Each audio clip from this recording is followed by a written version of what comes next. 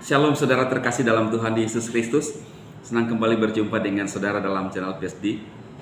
Doa dan harapan saya saudara selalu dipelihara, ditolong oleh Tuhan kita Yesus Kristus. Amin.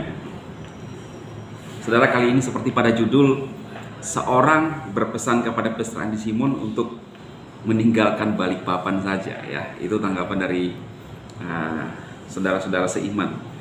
Beberapa hari yang lalu saya mengupload video saudara tentang tanggapan daripada saudara seiman, dan begitu banyak respon ya di kolom komentar, dan saya akan bacakan beberapa komentar yang saya rasa komentarnya bagus ya, dan apakah ini bisa memberikan pertimbangan buat Pastor Andi Simon saudara ya.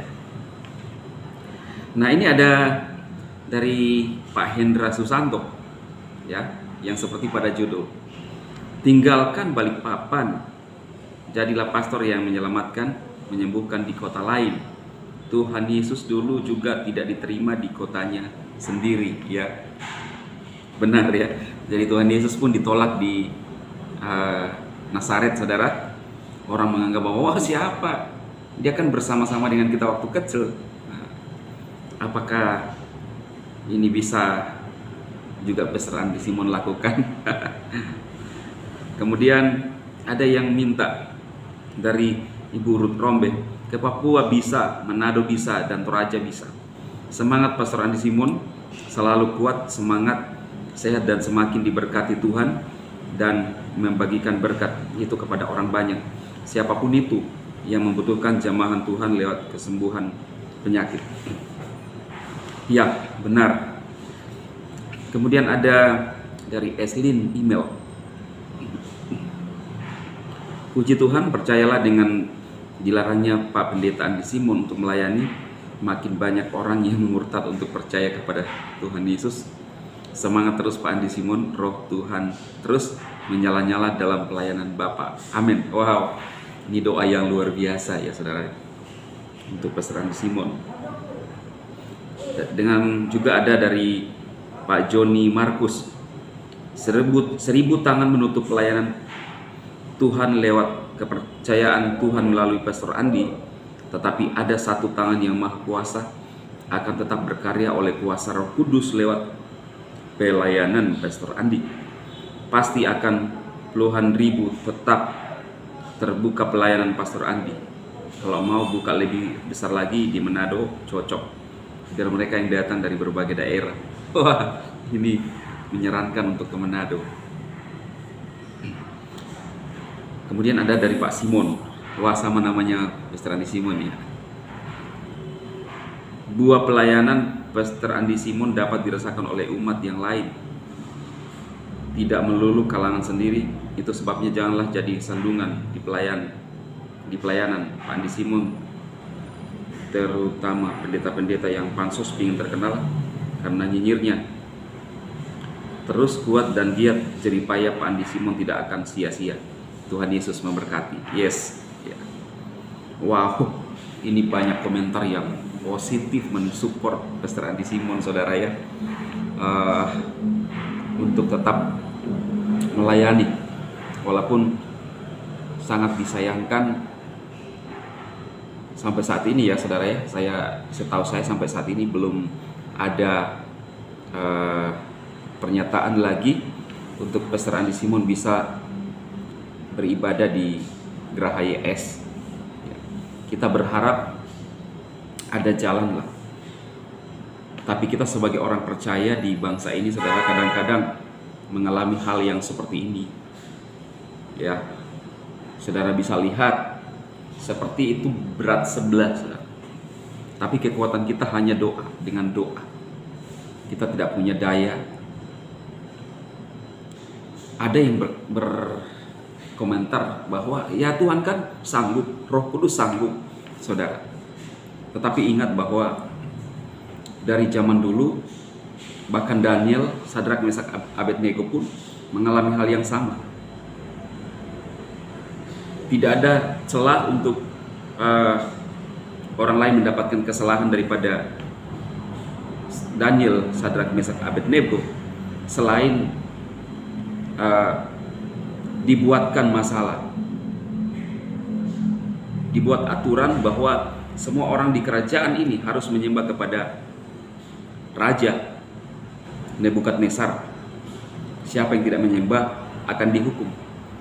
Nah, ini masalah buat orang-orang yang menyembah kepada Elohim, ya, termasuk Daniel saat itu.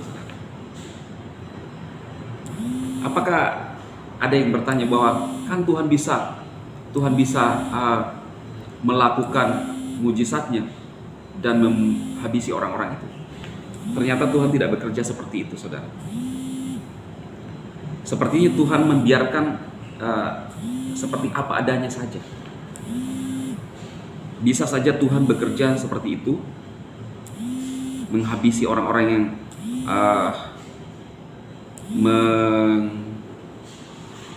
memojokkan atau menfitnah orang-orang kudus, orang-orang benar. Tetapi kadang-kadang cara Tuhan bekerja itu tidak seperti yang kita pikirkan, yang manusia pikirkan. Saudara tahu ketika Rasul Paulus, seorang penganiaya umat Kristen pada saat itu,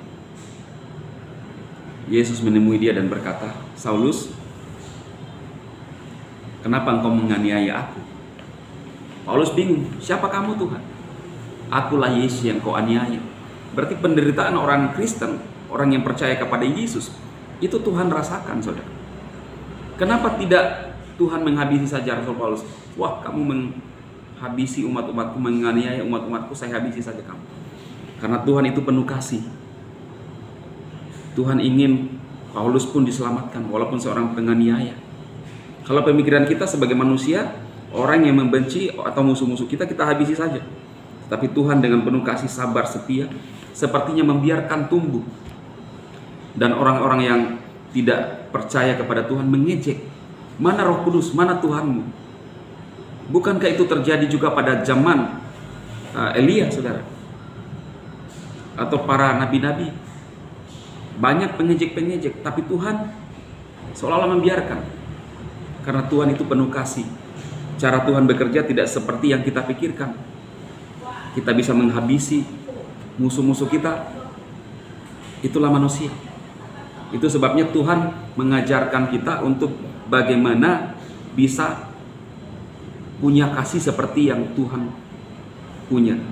Khususnya kita saudara-saudara yang percaya kepada Yesus Kristus. Tuhan mengajarkan kasih kepada kita, maka kita pun harus berbuat kasih. Ada pepatah mengatakan bahwa buah jatuh tidak jauh dari pohonnya. Benar. Kita sebagai orang Kristen, kenapa kita bisa sanggup berbuat kasih kepada musuh kita? Karena Tuhan pun melakukan hal yang sama. Tuhan mengajarkan kita kebenaran yang sesungguhnya untuk kita harus ikuti.